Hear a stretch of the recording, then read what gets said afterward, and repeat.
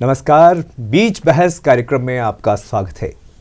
आज ये विशेष कार्यक्रम में हम आपको चर्चा करेंगे उस चीज़ की, कोरोना यानी कोरोना जो वैश्विक महामारी जिसने संपूर्ण विश्व को झकझोर दिया था। 2020 मार्च में भारत में इसने एंट्री हुई और एक तरह से भारत में सख्त लॉकडाउन लगा करके पूरी तरह से प्रयास किए गए कि इस पर हम विजय प्राप्त की जाए।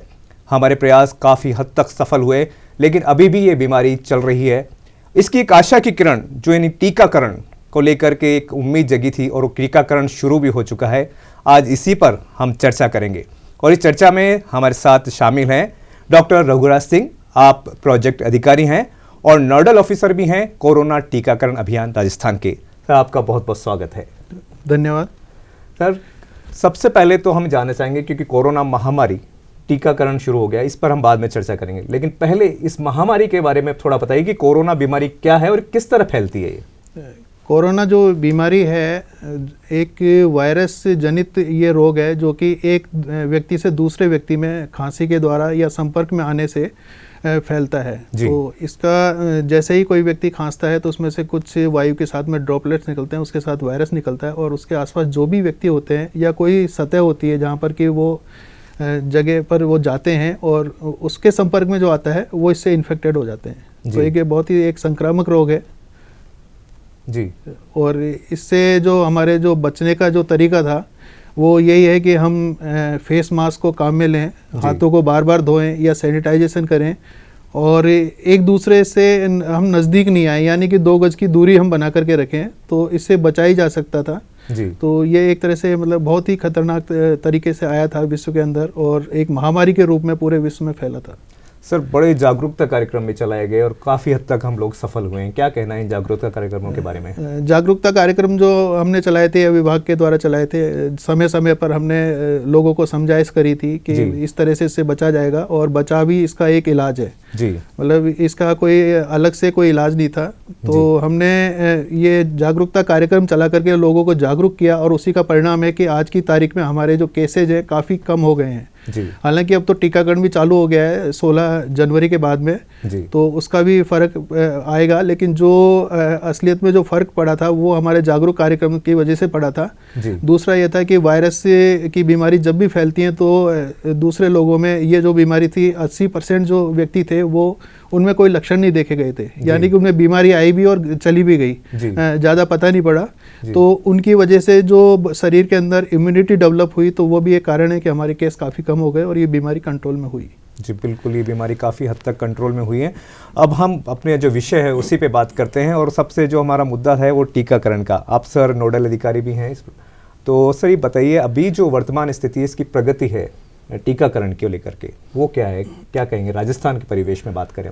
राजस्थान के परिवेश में अगर हम बात करें तो हमारा जो टीकाकरण का जो प्रथम फेज जो चालू हुआ था जो कि हमारे हेल्थ केयर वर्कर्स के लिए था जी। और जो हमारा ICDS विभाग है जिसमें आशा सहयोगिनी आती हैं, आंगनबाड़ी कार्यकर्ता आती हैं, उनको वो भी हेल्थ केयर वर्कर ही हैं, तो उनके लिए ये था। तो उसमें हमने पहले रजिस्ट्रेशन चालू किया था और उसमें जो पहला जो हमारा जो रजिस्ट्रेशन हुआ था करीब 5,33,000 लोगों का हुआ था।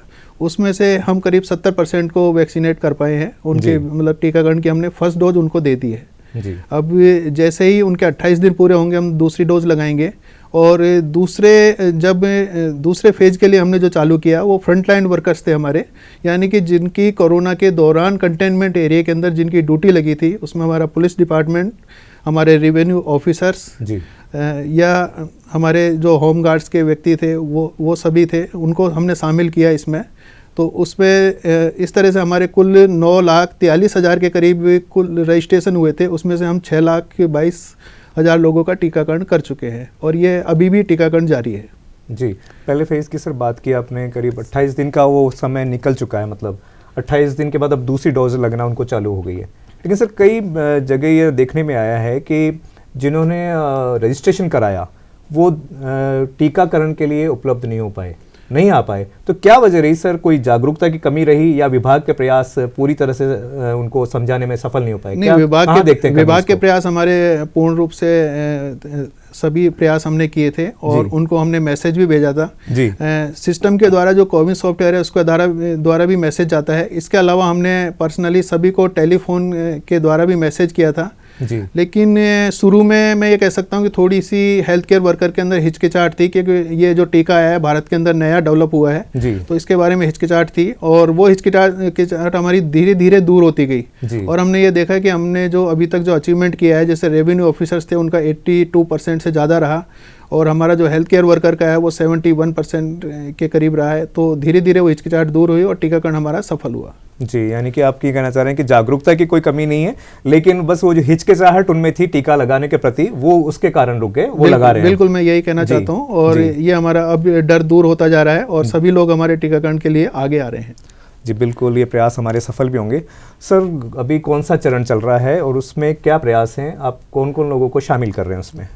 पहला जो चरण था हमारा वो हेल्थ केयर वर्कर के लिए था। दूसरा जो चरण था हमारा फ्रंट लाइन वर्कर के लिए था। जैसा कि मैंने फ्रंट लाइन वर्कर में बताया कि हमारा police department, home guards, revenue officers, ये सभी उसमें शामिल हैं। इसके अलावा हमारे म्यूनिसिपल कॉरपोरेशन के जो कर्मचारी हैं, अधिकारी हैं, वो भी उसमें शामिल हैं। अभी हम पंचायती राज संस्थानों के अंतर्गत जो विभाग आते हैं, यानी कि समाज कल्याण विभाग है, एग्रीकल्चर विभाग है और प्राइमरी एजुकेशन है, उनका हम टीकाकरण कर रहे हैं। जैसे आज के दिन हम प्राइमरी टीचर्स का टीकाकरण कर रहे हैं, और तो ये हमारा सेकंड फेज था।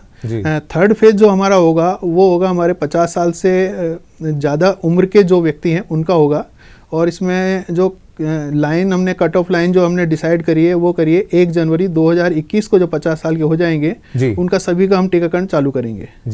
तो उसमें करीब हमारे 1,62,00,000 के करीब व्यक्ति हैं जिनका हम टीकाकरण करेंगे।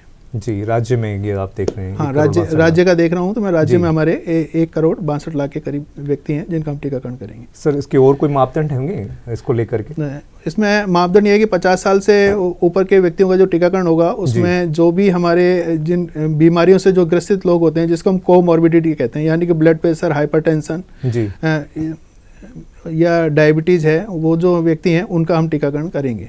जी, तो उसमें प्रायोरिटी पर तो हम उन्हीं को लेंगे, लेकिन सभी हमारे 50 साल से जो भी ज़्यादा उम्र के हैं उनका सभी का टीकाकरण होगा। सर, पहले फेज़ में ये देखा गया था कि जो वर्कर्स हैं, हेल्थ वर्कर्स या फ्रंट लाइन वर्कर्स है, या जिनको भी टीकाकरण किया गया उनका रजिस्ट्रेशन किया गया और फिर उनको टीका दिया गया।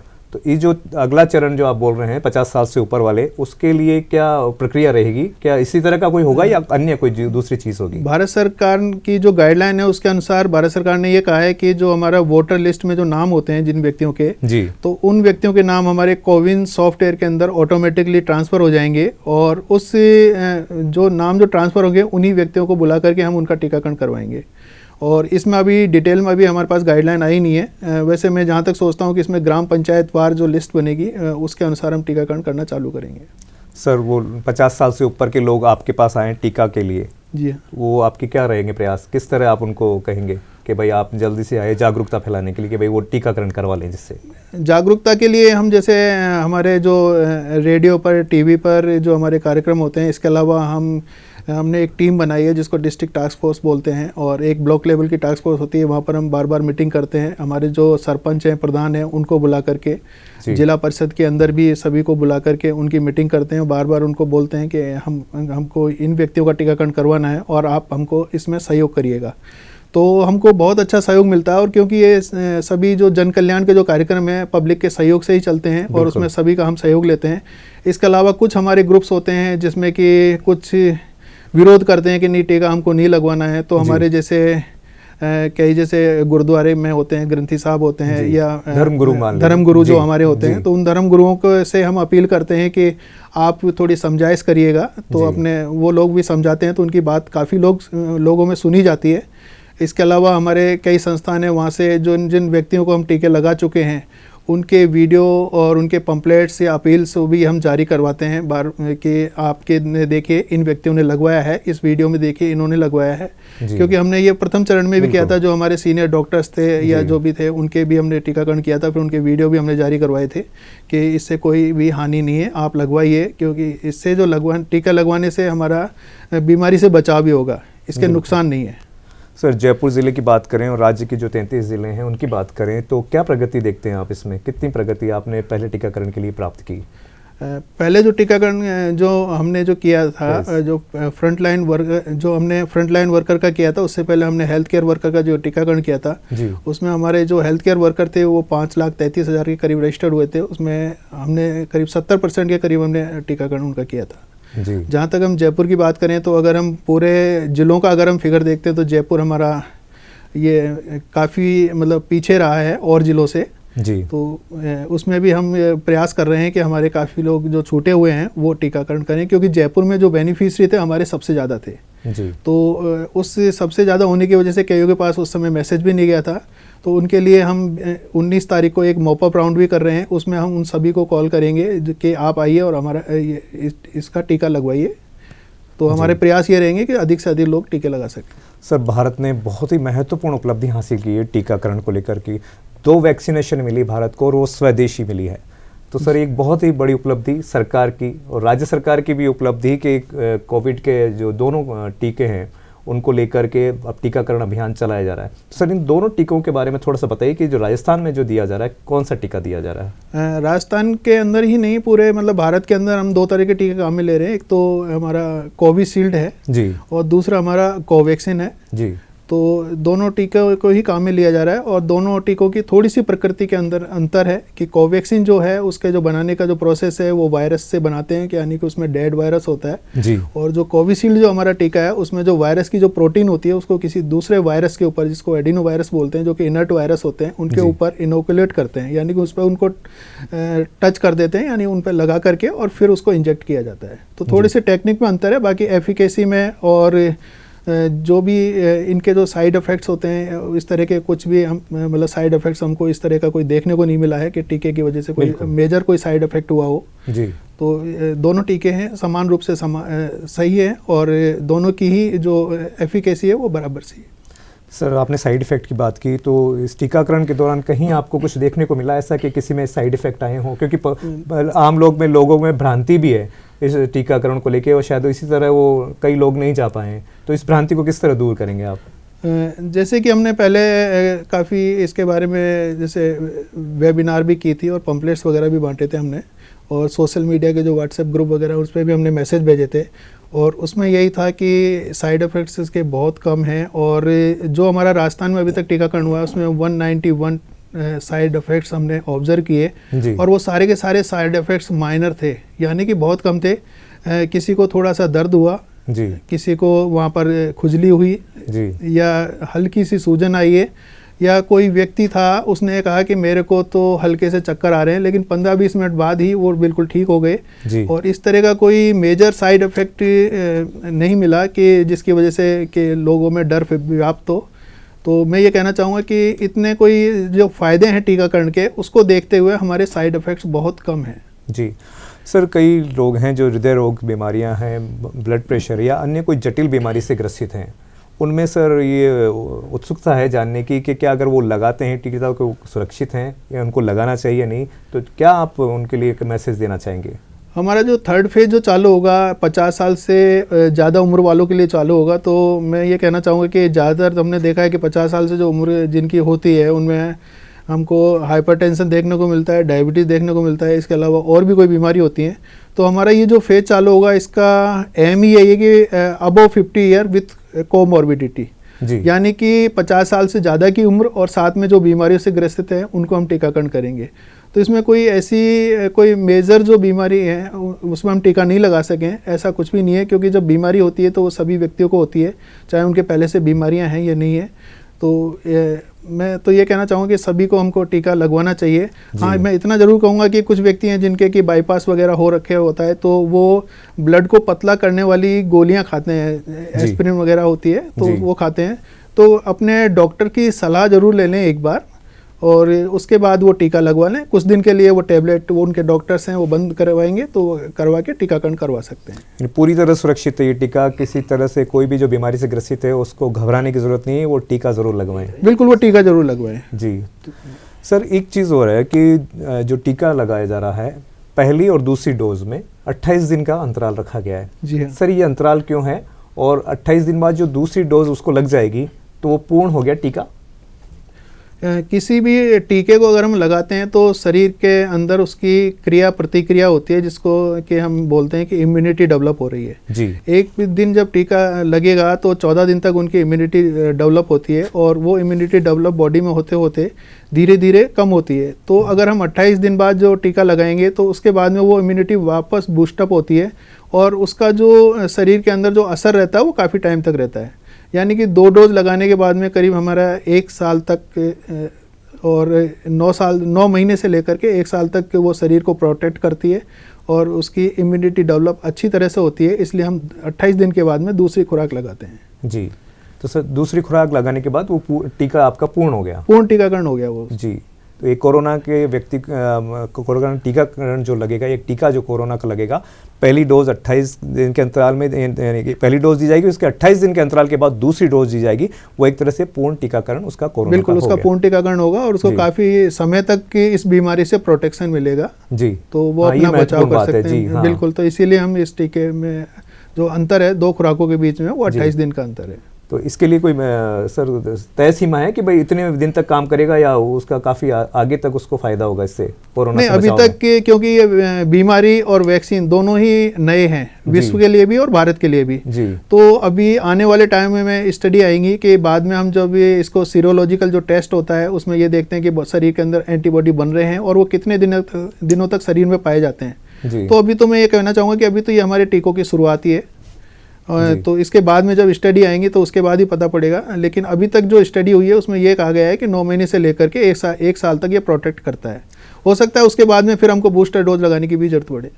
जी, वो बात की चीज़ है। वो बात की बात है। सर हम अगले सवाल पे आते हैं। तो सर वो बच्चों के लिए टीकाकरण के लिए क्या गाइडलाइन है क्या विभाग की तरफ से, अगर बच्चों के विषय में बात करें? अभी जो हमारा जो टीकाकरण का जो प्रोग्राम चल रहा है उसमें 18 साल से बड़े लोगों के लिए है जी, जो ये वैक्सीन डेवलप की गई है जी। और हम जो टीके लगा रहे हैं वो 18 साल से बड़े वालों को लगा रहे हैं। बच्चों के लिए अभी तक टीका मार्केट में नहीं आया, हालांकि उस पर रिसर्च अभी जारी है जी।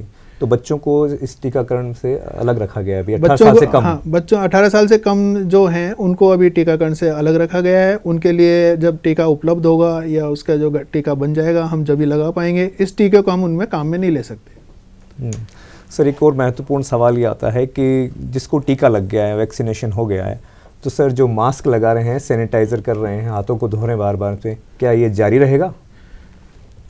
टीका लगने के एकदम से ही कभी भी इम्यूनिटी डेवलप नहीं होती है। और जैसे हमने 16 जनवरी से स्टार्ट किया है तो अभी भी हमारी फर्स्ट डोजें लग रही हैं, यानी कि काफ़ी पब्लिक को अभी डोज लग रही है। तो जब तक जनसंख्या के अंदर अगर 80% के करीब अगर इम्यूनिटी डेवलप नहीं होती है, जिसको हम हार्ड इम्यूनिटी बोलते हैं, तब तक ये बीमारी का खतरा रहता है। तो मैं ये कहना चाहूँगा कि अभी हम न तो मास्क हटा सकते और सैनिटाइज़र का उपयोग भी हमको करते रहना चाहिए, हाथ धोते रहना चाहिए। और जो हमारे प्रोटोकॉल हम पहले फॉलो कर रहे थे बीमारी के दौरान जब टीका नहीं आया था, वही प्रोटोकॉल हमको अभी फॉलो करने चाहिए। सर आप बोल रहे हैं तीसरा फेज़ अब शुरू होने वाला है? जी हाँ सर, विभाग की तैयारियाँ क्या है? तीसरे फेज़ के लिए हमने जो मीटिंग्स हमारी जो होती थी वो हमने सभी कर ली हैं, और सभी जो विभाग हैं उनको हमने सेंसिटाइज कर लिया है कि हमारा तीसरा फेज़ चालू होगा, और ये हमारा मार्च के अंदर स्टार्ट होने वाला है। इसके अलावा जो हमारे जनप्रतिनिधि हैं उनको भी हमने ये मैसेज कर दिया है कि वो हमारे टीके के लिए हमारा सहयोग करें, और जो हमारे 50 साल से अबव वाले जो व्यक्ति हैं उनको समझाइश करें और वो टीके को लगवाएं, ताकि ज़्यादा से ज़्यादा लोगों को हम वैक्सीनेट कर सकें, ताकि इस बीमारी से हमको छुटकारा प्राप्त हो सके। भारत सरकार की तरफ से हमको टीकों की लगातार आपूर्ति की जा रही है जी। और ये हमारे जो टीके हैं अभी जैसे 26 फरवरी को हमारे पास टीके आ जाएंगे, उसके बाद फिर मार्च में वापस टीके आएंगे जी। तो भारत सरकार की तरफ से और राज्य सरकार की तरफ से हमारी पूरी तैयारी है कि हम इसका मार्च में जब भी हमको ये डेट डिसाइड होगी कि इस तारीख से शुरुआत करनी है तो हम इस प्रोग्राम को चालू कर देंगे। सर एक बार फिर हम तीसरे फेज़ के लिए हमारे दर्शक जानना चाहेंगे कि पात्रता क्या रहेगी, कौन पात्र व्यक्ति होगा जिसको तीसरा टीकाकरण दिया जाएगा तीसरे फेज़ में? पात्रता के लिए मैं कहना चाहूँगा कि 50 साल जो हमारे 21 जनवरी 2021 को पूर्ण कर चुके हैं, यानी कि वो 50 साल की उम्र में प्रवेश कर चुके हैं, वो रहेंगे। और जिनको कोमॉर्बिडिटी है, यानी कि कोई दूसरी बीमारी है, वो भी हमारे पात्र रहेंगे और उनको हम टीकाकृत करेंगे। सर धीरे धीरे देख रहे हैं पूरे देश में यानी कोरोना का ग्राफ कम होता जा रहा है, एक अच्छी सुखद खबर है ये जी हाँ। लेकिन सर फिर भी सावधानी ज़रूरी है, क्या कहेंगे आप? मैं यही कहूँगा कि सावधानी हमारी अभी भी बहुत ज़रूरी है, क्योंकि टीका हम करवाने के बावजूद भी हमको करीब 6 महीने तक या जब तक कि सरकार कहेगी, यानी कि जो साइंटिस्ट कहेंगे उसके अनुसार ही हमको मास्क का उपयोग, हाथों को सैनिटाइज करना और 2 गज की जो दूरी का जो एक नारा दिया था कि 2 गज की दूरी ज़रूरी है 2 व्यक्तियों के बीच में, तो वो भी हम उसका पालन करें तो ये आवश्यक रहेगा। दूसरा मैं कहना चाहूँगा कि जैसे बच्चों का भी टीकाकरण नहीं हो रहा है, तो हमको बच्चों को देखते हुए भी मास्क का उपयोग करना चाहिए, क्योंकि बच्चे हमारे काफ़ी निकट आ जाते हैं जी। और तो उनको भी हम बीमारी से हम बचाएंगे, क्योंकि उनका बीमारी से बचने का एक यही तरीका है कि हम मास्क का उपयोग करें। जी बिल्कुल, बीमारी से बचने का तरीका है। सर एक और महत्वपूर्ण सवाल है जो यानी दर्शकों के बिल्कुल रूबरू होता है, वो ये है कि जो पोस्ट कोविड यानी जो कोरोना से ठीक हो गए हैं मरीज़, उनका कोई उपचार है पोस्ट कोविड के बाद कि भाई हाँ वो किस तरह की सावधानियां बरतें हैं और उनके लिए क्या एहतियात क्या बरतें वो? ये जो बीमारी होती है इसमें पोस्ट कोविड के अंदर जो हमको लक्षण जो देखने को मिले, कई व्यक्तियों का ब्लड प्रेशर बढ़ गया था, कई डायबिटिक हो गए थे, और कईयों के अंदर जो साइकोलॉजिकल जो चेंजेस होते हैं, यानी कि जो मूड कह सकते हैं कि डिप्रेशन की तरफ जाता है व्यक्ति, तो वो जो चीज़ें हैं उससे बचने के लिए तो यही है कि हम डॉक्टर्स की सलाह लें। दूसरा ये है कि अपने अंदर की जो भावना है उसको स्ट्रॉन्ग बना के रखें जी। ये नहीं है कि तीसरा जो हमारा जो आया था, इसमें सबसे बड़ी दिक्कत होती थी कि चलने में सांस फूलने लग जाती है, सीढ़ी चढ़ते हैं तो सांस फूलने लग जाती है, तो उसमें थोड़ी सावधानी बरतें। तो ये हम सावधानी बरत सकते हैं। और किसी का अगर ब्लड प्रेशर बढ़ा हुआ है या डायबिटीज़ बढ़ी हुई है तो उसका तो फिर इलाज ही दिखाते रहना चाहिए डॉक्टर्स को, और इलाज करवाते रहें जी बिल्कुल। और हमेशा अपने आप को एक बीमार नहीं समझें, थोड़ा मन की जो भावना है उसको समझें कि मैं पूर्ण रूप से स्वस्थ हो गया हूँ। एक मतलब दौर था वो गुजर गया है बीमारी का जी बिल्कुल, बहुत महत्वपूर्ण एक दौर था जो गुजर गया है। लेकिन एक सर भारत सरकार के प्रयास, आप जैसे फ्रंट लाइन वर्कर्स के महत्वपूर्ण प्रयासों से हम कोरोना के करीब विजय प्राप्ति की ओर बढ़ रहे हैं। टीकाकरण शुरू हो गया और कोरोना मुक्त भारत होने की ओर अग्रसर हो चुका है। लेकिन सर फिर भी अब कब तक देखते हैं कि इस संक्रमण मुक्त हो जाएगा भारत? मैं इसमें ये कहना चाहूँगा कि पहले हमारा जो 3rd फेज का जो टीकाकरण चालू होगा, हम उसमें कितनी प्रगति करते हैं जी, उसकी प्रगति के ऊपर निर्भर करेगा। उसके बाद में जब दूसरे व्यक्तियों का टीकाकरण होगा, जो भी हमारा आगे के जो फेज आएंगे उसमें जो टीकाकरण होगा उसमें हम कितनी प्रगति कर पाते हैं और पब्लिक की तरफ से उस प्रगति में अपना योगदान कितना रहता है। मैं ये कहना चाहूँगी कि अगर सरकार कोई प्रोग्राम चालू कर रही है तो पब्लिक के बेनिफिट के लिए करती है, और हमको उसमें ज़्यादा से ज़्यादा उसका फ़ायदा उठाना चाहिए, भाग लेना चाहिए और दूसरों को भी प्रेरित करें। तो उस पर हमारा निर्भर करेगा। और जो बीमारी से जो छुटकारा जो होता है, जैसे मैं कहना चाहूँगा कि हमारा 2009 और 10 के अंदर स्वाइन फ्लू आया था, तो उस समय वो काफ़ी भयंकर बीमारी थी, तो उसके दौर से भी हम निकले हैं। बाद में फिर डेंगू भी आए थे, चिकनगुनिया भी आए थे, उन बीमारी से हम दौर से निकले थे। तो हम इस बीमारी के दौर से भी निकल जाएंगे, तो हम उसमें पूर्ण टीकाकरण प्लस बचाव और जो हम सावधानियाँ रखनी है वो हमको रखनी पड़ेंगी। तो अभी मेरे को जैसा लगता है कि अभी तो हमको टाइम लगेगा, 6 महीने या 1 साल तो लगेगा ही लगेगा जी बिल्कुल। क्योंकि जो टीकाकरण होगा उसकी इम्यूनिटी डेवलप होगी, और जब तक हमारे हर्ड इम्यूनिटी 80% से अबव डेवलप नहीं होगी पब्लिक के अंदर, तब तक बीमारियों का खतरा बढ़ा ही रहता है जी बिल्कुल।